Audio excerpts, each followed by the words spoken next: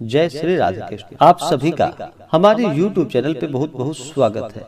आइए आज चौथे दिन माता कुष्मांडा की कथा सुनते हैं। माता दुर्गा का चौथा स्वरूप जो कि माता कुष्मांडा का माना गया है। नवरात्रि के चौथे दिन कुष्मांडा माता का पूजन किया जाता है। जो भी भक्त सच्ची श्रद्धा के साथ माता कुष्मांडा का पूजन करते हैं, दुर्गा सप्तशती का पाठ करते हैं, दुर्गा चालीसा का पाठ करते हैं, उनके सभी दुख और कष्ट दूर हो जाते हैं तथा सभी प्रकार के सुख और समृद्धि की प्राप्ति होती है। माता कुष्मांडा की आराधना करने से आराधकों के सभी रोग शोकों का नाश हो जाता है। इसके अलावा माँ की कृपा से आयु, यश, बल और स्वास्थ्य समृद्धि भी आती है। जो लोग अक्सर बीमार रहते हैं उन्हें माता कुष्मांडा की पूजा बड़े ही श्रद्धा भक्ति भाव के साथ करना चाहिए। इससे माता अति प्रसन्न होती है और विधि विधान से पूजा करने पर माता कुष्मांडा का पूजन करने से माता कुष्मांडा के भक्तों को कम समय में ही कृपा का सूक्ष्म भाव अनुभव होने लगता है। माता कुष्मांडा अपने भक्तों को सभी प्रकार के आधियों व्याधियों से मुक्त कर देती है और उसे सुख समृद्धि और उन्नति को प्रदान करती है। अंततः माता कुष्मांडा की उपासना भक्तों के लिए बड़ा ही पुण्यदायक माना गया। माता कुष्मांडा के पूजन के दौरान इस दिन सुबह उठना चाहिए। नित्य क्रियाओं से निवृत्त होकर के गंगा नदी में या घर के नहाने के पानी में थोड़ा सा गंगा जल मिला करके स्नान करना चाहिए। उसके बाद इस दिन जहाँ तक हो सके, इस दिन हरे रंग का जहाँ तक हो सके वस्त्र धारण करना चाहिए। कलश को नमन करना चाहिए क्योंकि कलशों में तीर्थ वरुण आवाहित देवताओं का ध्यान किया जाता है। तो किसी भी प्रकार के पूजन में सबसे पहले तो भगवान गणेश का अवश्य ही स्मरण करना चाहिए, उनका पूजन करना चाहिए। भगवान गणेश प्रथम पूज्य है। किसी भी प्रकार के शुभ और मांगलिक कार्यों में सबसे पहले भगवान गणेश का पूजन किया जाता है। तो सबसे पहले भगवान गणेश का पूजन करना चाहिए। उसके बाद कलश देवता का पूजन करना चाहिए, कलश को प्रणाम करना चाहिए। कलश को परब्रह्म का स्वरूप भी माना जाता है, इसलिए कलश को अवश्य ही प्रणाम करना चाहिए। गंध, पुष्प, धूप, दीप आदि से पूजा करनी चाहिए। नैवेद्य भोग अर्पित करनी चाहिए और फिर द्रव्य दक्षिणा चढ़ा करके पुष्पांजलि करनी चाहिए। उसके बाद फिर दिन में पूजन होने पर सूर्यादि पंचदेवता का और रात्रि में पूजन होने पर गणपत्यादि पंचदेवता का पूजन करना चाहिए। आदि दैवत, प्रत्यादि दैवत, विनायक आदि पंचलोकपाल सहित नवग्रह, इंद्र आदि 10 दिक्पाल देवताओं का पूजन करना चाहिए। नवरात्रि के दौरान चतुर्षष्ठी योगिनी, खोडस मातृका, सप्तघृत मातृका का पूजन करना चाहिए। उसके बाद फिर माता दुर्गा का पूजन करना चाहिए, उनके स्वरूपों का पूजन करना चाहिए। इससे माता अति प्रसन्न होती हैं और अपने भक्तों को मनोवांछित फलों को प्रदान करती हैं। सुनते हैं माता कुष्मांडा की कथा। तो बोलिए प्रेम से कुष्मांडा माता की जय। माता कुष्मांडा की कथा के अनुसार नवरात्रि के चौथे दिन माता कुष्मांडा का पूजन किया जाता है, जो कि माता अपनी मंद मुस्कान से, हल्की हंसी के द्वारा अंड यानी कि ब्रह्मांड को उत्पन्न करने के कारण इन देवी को कुष्मांडा के नाम से जाना जाता है। जब सृष्टि नहीं थी, चारों तरफ अंधकार ही अंधकार था, तब इन्हीं देवी ने अपने ईशत हास्य से ब्रह्मांड की रचना की थी। इसलिए इसे सृष्टि की आदि स्वरूपा या आदि शक्ति के नाम से जाना जाता है। माता कुष्मांडा की 8 भुजाएं हैं, इसलिए अष्टभुजा माता कहलाती हैं। इनके 7 हाथों में कर्मशः जैसे कि कमंडल, धनुष, बाण, कमल पुष्प, अमृत पूर्ण कलश, चक्र तथा गदा है और 8वें हाथ में सभी सिद्धियों और निधियों को प्रदान करने वाली जपमाला है। माता कुष्मांडा देवी का वाहन सिंह है और इन्हें कुम्हाड़े की बलि अति प्रिय है, जिसे कि कई जगहों पर कुष्मांड कहा जाता है और बहुत से ग्रामीण क्षेत्रों में इसे भुआ के नाम से भी जाना जाता है, जो कि माता को अति प्रिय है। और संस्कृत में कुम्हाड़े को कुष्मांड कहा जाता है, इसलिए माता कुष्मांडा देवी को कुष्मांडा कहा जाता है। जो कि माता कुष्मांडा का वास सूर्य मंडल के भीतर लोक में माना गया है। सूर्य लोक में रहने की शक्ति और क्षमता केवल उन्हीं में है, इसलिए इनके शरीर की कांति और प्रभा सूर्य की भांति ही दैदीप्यमान है। इनके ही तेज से दसों दिशाएं अलौकित हैं। ब्रह्मांड की सभी वस्तुओं और प्राणियों में इन्हीं का तेज व्याप्त है। अचंचल और पवित्र मन से नवरात्रि के चौथे दिन माता कुष्मांडा की पूजा और आराधना अवश्य ही करनी चाहिए। इससे भक्तों के सभी रोगों और शोकों का नाश हो जाता है तथा उन्हें आयु, यश, बल और आरोग्य की प्राप्ति होती है। माता कुष्मांडा देवी अत्यंत अल्प सेवा से ही, यानी कि थोड़े से सेवा से ही माता कुष्मांडा प्रसन्न हो जाती हैं और अपने भक्तों को जो भी सच्ची श्रद्धा के साथ माता का पूजन करते हैं, कथा श्रवण करते हैं, माता कुष्मांडा के मंत्रों का जप करते हैं, उनका नाम स्मरण करते हैं, तो माता थोड़े से ही पूजन से प्रसन्न हो जाती हैं और अपना कृपा प्रदान करती हैं। इसलिए माता कुष्मांडा का पूजन करने से कम समय में ही भक्तों को उनकी कृपा का सूक्ष्म भाव अनुभव होने लगता है। तो बोलिए प्रेम से कुष्मांडा माता की जय। कुष्मांडा माता का इस दिन विशेष प्रकार से जल से अभिषेक करना चाहिए, पंचामृत से अभिषेक करना चाहिए। माता कुष्मांडा को शुद्ध गंगा जल से उनका अभिषेक करना चाहिए। फिर माता को वस्त्र अर्पित करनी चाहिए, हरे वस्त्र या लाल वस्त्र माता को अर्पित करनी चाहिए। उसके बाद अक्षत, चंदन, पुष्पों की माला माता को अर्पित करनी चाहिए। महिलाएं माता सिंदूर चढ़ाएं और फिर माता को धूप और दीप दिखाएं। अनेक प्रकार का नैवेद्य अपने श्रद्धा और सामर्थ्य के अनुसार दूध से बने हुए मिठाई का माता कुष्मांडा को भोग लगाए या मालपुए का भोग लगाए। जितने भी प्रकार के फल हो उनका माता को भोग लगाए, ऋतु फल आदि का भोग लगाए। इससे माता अति प्रसन्न होती हैं। भोग लगाने के बाद फिर जल से माता का आचमनी करे। उसके बाद द्रव्य और दक्षिणा चढ़ाएं। फिर माता कुष्मांडा को पुंगी फल तांबूल अर्पित करे, साथ में लौंग और हरी इलायची डाल करके माता को अर्पित करे। पुंगी फल यानी कि सुपारी को पुंगी फल कहा जाता है और तांबूल यानी कि पान पत्र माता को लौंग इलायची डाल करके अवश्य ही अर्पित करनी चाहिए। यह बड़ा ही लाभकारी होता है। इससे माता अति प्रसन्न होती है। इसी प्रकार से माता कुष्मांडा देवी का पूरे विधि विधान के साथ पूजन करना चाहिए। फिर माता की आरती करनी चाहिए। जहाँ तक हो सके दुर्गा सप्तशती का पाठ करे, यह संभव ना हो तो श्रवण करे। दुर्गा चालीसा आदि का पाठ करे। इससे अनंत गुना पुण्य फलों की प्राप्ति होती है और माता अपने भक्तों की सभी इच्छाओं को पूर्ण करती है। व्रत के दौरान नियमों का पालन करना चाहिए, शुद्ध और सात्विकता का पालन करना चाहिए, ब्रह्मचर्य का पालन करना चाहिए, किसी के ऊपर क्रोध नहीं करनी चाहिए, किसी के प्रति अपने मन में ईर्ष्या या द्वेष का भाव नहीं लाना चाहिए, सदा ही धर्म का आचरण करते हुए रहना चाहिए। व्रत के दौरान, नवरात्रि के दौरान किसी भी महिला का या कन्या कुमारी का अपमान बिल्कुल भी नहीं करना चाहिए। इससे माता क्रोधित हो जाती है और धर्म का आचरण करते हुए भक्ति भाव के साथ ही माता का पूजन करना चाहिए। आइए सुनते हैं नवरात्रि की कथा। तो बोलिए प्रेम से माता दुर्गा की जय। बहुत समय पहले की बात है कि एक बार बृहस्पति जी ने ब्रह्मा जी से कहा कि हे भगवान, आप अत्यंत बुद्धिमान, सर्वशास्त्र और चारों वेदों को जानने वाले हैं। हे प्रभु, कृपा करके मेरा वचन सुनिए। चैत्र व आश्विन मास में शुक्ल पक्ष में नवरात्र का व्रत और उत्सव क्यों मनाया जाता है? इस व्रत का क्या फल है? इसे किस प्रकार करना उचित है?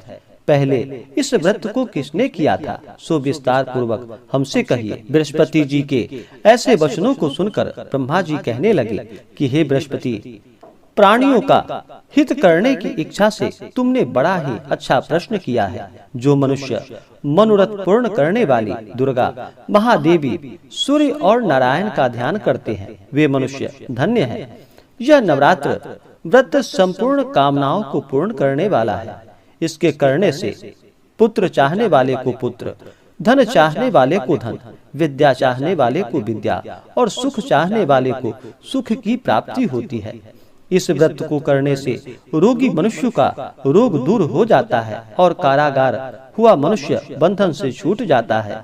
मनुष्य की तमाम आपत्तियां दूर हो जाती हैं और उससे घर में संपूर्ण संपत्तियां आकर उपस्थित हो जाती हैं। बंध्या और काक बंध्या को इस व्रत को करने से पुत्र उत्पन्न होते हैं।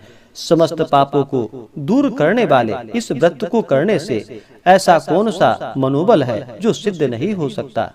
जो मनुष्य अलभ्य मनुष्य देह को पाकर भी नवरात्र का व्रत नहीं करता, वह इस पृथ्वी पर पशु के समान माना जाता है। और किसी भी प्रकार के उसे सुख और समृद्धि की प्राप्ति नहीं हो पाती है। और जो मनुष्य सच्ची श्रद्धा के साथ इस व्रत को करते हैं उनके सारे मनोरथ पूर्ण हो जाते हैं। हे बृहस्पति, जिसने पहले इस व्रत को किया है उसका पवित्र इतिहास मैं तुम्हें सुनाता हूँ, तुम ध्यान पूर्वक सुनो। इस प्रकार ब्रह्मा जी का वचन सुनकर बृहस्पति जी बोले कि हे भगवान, मनुष्यों का कल्याण करने वाले इस व्रत के इतिहास को मेरे लिए कहो, मैं सावधान होकर सुन रहा हूँ। आपकी शरण में आया हूँ, मुझ पर कृपा करिए और इसके बारे में बतलाइए। तब ब्रह्मा जी कहने लगे कि हे बृहस्पति, जिसने पहले इस व्रत को किया है उसका पवित्र इतिहास मैं तुम्हें सुनाता हूँ, तुम सावधान होकर सुनो। इस प्रकार ब्रह्मा जी का वचन सुनकर बृहस्पति जी बोले, हे प्रभु, मनुष्यों का कल्याण करने वाले इस व्रत के इतिहास को मेरे लिए कहो, मैं सावधान होकर सुन रहा हूँ। आपकी शरण में आया हूँ, मुझ पर कृपा करो। ब्रह्मा जी बोले कि पीठत नाम के मनोहर नगर में एक अनाथ नाम का ब्राह्मण रहता था। वह भगवती दुर्गा का परम भक्त था। उसके संपूर्ण सद्गुणों से युक्त मनो ब्रह्मा की सबसे पहली रचना हो ऐसा यथार्थ नाम वाली सुमति नाम की एक अत्यंत सुंदर पुत्री उत्पन्न हुई। वह कन्या सुमति अपने घर के बालकपन में ही अपनी सहेलियों के साथ क्रीड़ा करती हुई इस प्रकार बढ़ने लगी कि जैसे शुक्ल पक्ष में चंद्रमा की कला बढ़ती है। उसका पिता प्रतिदिन दुर्गा की पूजा और होम करता था। उस समय वह भी नियमों से वहां उपस्थित होती थी। एक दिन वह सुमति अपनी सखियों के साथ खेलने लगी और भगवती के पूजन में उपस्थित नहीं हुई। उसके पिता को पुत्री की ऐसी असावधानी को देखकर क्रोध आया और पुत्री से कहने लगा कि हे दुष्ट पुत्री, आज प्रभात से तुमने भगवती का पूजन नहीं किया। इस प्रकार मैं किसी कुष्ठी और दरिद्री मनुष्य के साथ तेरा विवाह करूंगा। इस प्रकार से कुपित पिता के वचन को सुनकर सुमति को बड़ा दुख हुआ और पिता से कहने लगी कि हे पिताजी, मैं आपकी कन्या हूँ, मैं आपके सब तरह से अधीन हूँ, जैसी आपकी इच्छा हो वैसा ही करो। राजा कुष्ठी अथवा किसी के साथ जैसी तुम्हारी इच्छा हो मेरा विवाह कर सकते हो, पर होगा वही जो मेरे भाग्य में लिखा होगा। मेरा तो इस पर पूर्ण विश्वास है। मनुष्य जाने कितने मनोरथों को चिंतन करता है, पर होता वही है जो भाग्य में विधाता लिख देते हैं। जो जैसा करता है उसको वैसा ही फल कर्म के अनुसार मिलता है, क्योंकि कर्म करना मनुष्य के अधीन है पर फल देवता के अधीन है। जैसे अग्नि में पड़े तृणादि अग्नि को अधिक प्रदीप्त कर देता है, उसी तरह अपनी कन्या के ऐसे निर्भयता से कहे हुए वचन को सुनकर उस ब्राह्मण को अधिक क्रोध आया। तब उसने अपनी कन्या का एक कुष्ठी के साथ विवाह करा दिया और अत्यंत क्रुद्ध होकर पुत्री से कहने लगा कि जाओ, जल्दी जाओ, अपने कर्म का फल भोगो। देखते हैं केवल भाग्य भरोसे पर रहकर तुम क्या करती हो। इस प्रकार से कहे हुए पिता के कटु वचनों को सुनकर सुमति मन में विचार करने लगी कि अहो, मेरा दुर्भाग्य है जिससे मुझे ऐसा पति मिला है। इस तरह अपने दुख का विचार करती हुई वह सुमति अपने पति के साथ वन में चली गई और भयावने कुशयुक्त उस स्थान पर उन्होंने वह रात बड़े कष्ट से व्यतीत किया। उस गरीब बालिका की ऐसी दशा को देखकर भगवती पूर्व पुण्य के प्रभाव से प्रकट होकर सुमति से कहने लगी कि हे दीन ब्राह्मणी, मैं तुम पर प्रसन्न हूँ, तुम जो चाहो वरदान मांग सकती हो। मैं प्रसन्न होने पर मनोवांछित फल देने वाली हूँ। इस प्रकार भगवती दुर्गा के वचन को सुनकर ब्राह्मणी कहने लगी कि आप कौन हैं जो मुझ पर प्रसन्न हुई है, वह सब मेरे लिए कहो और अपनी कृपा दृष्टि से मुझ दीन दासी को कृतार्थ करो। ऐसी ब्राह्मणी का वचन सुनकर देवी कहने लगी कि मैं आदि शक्ति हूँ और मैं ही ब्रह्म विद्या और सरस्वती हूँ। मैं प्रसन्न होने पर प्राणियों का दुख दूर कर उनको सुख प्रदान करती हूँ। हे ब्राह्मणी, मैं तुझ पर तेरे पूर्व जन्म के पुण्य के प्रभाव से प्रसन्न हुआ हूँ। तुम्हारे पूर्व जन्म का वृतांत सुनाती हूँ, तुम सुनो। तुम पूर्व जन्म में निषाद की स्त्री थी और अति पतिव्रता थी। एक दिन तेरे पति निषाद ने चोरी की। चोरी करने के कारण तुम दोनों को सिपाहियों ने पकड़ लिया और ले जाकर जेल खाने में कैद कर दिया। उन लोगों ने तेरे को और तेरे पति को भोजन भी नहीं दिया। इस प्रकार नवरात्र के दिनों में तुमने ना कुछ खाया और ना ही जल ग्रहण किया, इसलिए 9 दिनों तक नवरात्र का व्रत हो गया। हे ब्राह्मणी, उन 9 दिनों में जो व्रत हुआ, उस व्रत के प्रभाव से प्रसन्न होकर तुम्हें मनोवांछित वस्तु दे रही हो, इसलिए जो इच्छा हो तुम्हारी वह वरदान मांग लो। इस प्रकार माता दुर्गा के कहे हुए वचन को सुनकर ब्राह्मणी बोली कि अगर आप मुझ पर प्रसन्न हैं तो हे दुर्गे, आपको प्रणाम करती हूँ। कृपा करके मेरे पति के कुष्ठ को दूर कर दो। देवी कहने लगी कि उन दिनों में जो तुमने व्रत किया है, उस व्रत के 1 दिन का पुण्य अपने पति का कुष्ठ दूर करने के लिए अर्पण करो। मेरे प्रभाव से तेरा पति कुष्ठ से रहित और सोने के समान शरीर वाला हो जाएगा। ब्रह्मा जी कहने लगे कि इस प्रकार देवी का वचन सुनकर वह ब्राह्मणी बहुत प्रसन्न हुई और पति को निरोग करने की इच्छा से ठीक है ऐसी बोलकर तब उसने पति का शरीर भगवती दुर्गा की कृपा से कुष्ठहीन होकर अति कांति युक्त हो गया, जिसकी कांति के समान चंद्रमा की कांति भी क्षीण हो जाती थी। वह ब्राह्मणी पति की मनोहर देह को देखकर देवी को अति पराक्रम वाली समझकर स्तुति करने लगी कि हे दुर्गे, आप दुर्गत को दूर करने वाली हो, तीनों जगत की संताप को हरने वाली हो, समस्त दुखों को दूर करने वाली हो, रोगी मनुष्य को निरोग करने वाली हो, प्रसन्न होने पर मनोवांछित वस्तु को देने वाली हो और दुष्ट मनुष्य का नाश करने वाली हो। तुम ही सारे जगत की माता और पिता हो कि हे अम्बे, मुझे अपराध रहित अबला की मेरे पिता ने कुष्ठी के साथ विवाह कर मुझे घर से निकाल दिया। उनकी निकाली हुई पृथ्वी पर घूमने लगी। आपने ही मेरा इस आपत्ति रूपी समुद्र से उद्धार किया है। हे देवी, आपको प्रणाम करती हूँ, मुझ दीन की रक्षा कीजिए। फिर ब्रह्मा जी कहने लगे कि हे बृहस्पति, इस प्रकार से उस सुमति ने मन से देवी की स्तुति की। उससे हुई स्तुति को सुनकर देवी को बहुत संतोष हुआ और ब्राह्मणी से कहने लगी कि हे ब्राह्मणी, उदालय नाम का अति बुद्धिमान, धनवान, कीर्तिमान और जितेंद्रिय पुत्र शीघ्र तुम्हें प्राप्त होगा। ऐसा कहकर वह देवी उस ब्राह्मणी से फिर कहने लगी कि हे ब्राह्मणी, और जो भी कुछ तेरी इच्छा हो वही मनोवांछित वस्तु मांग लो। ऐसा भगवती दुर्गा का वचन को सुनकर सुमति बोली कि हे भगवती दुर्गे, अगर आप मेरे ऊपर प्रसन्न हैं तो कृपा कर मुझे नवरात्रि व्रत की विधि बतलाइए। हे दयावंती, जिस विधि से नवरात्र व्रत करने से आप प्रसन्न होती हैं, उस विधि और उसके फल को मेरे लिए विस्तार से वर्णन कीजिए।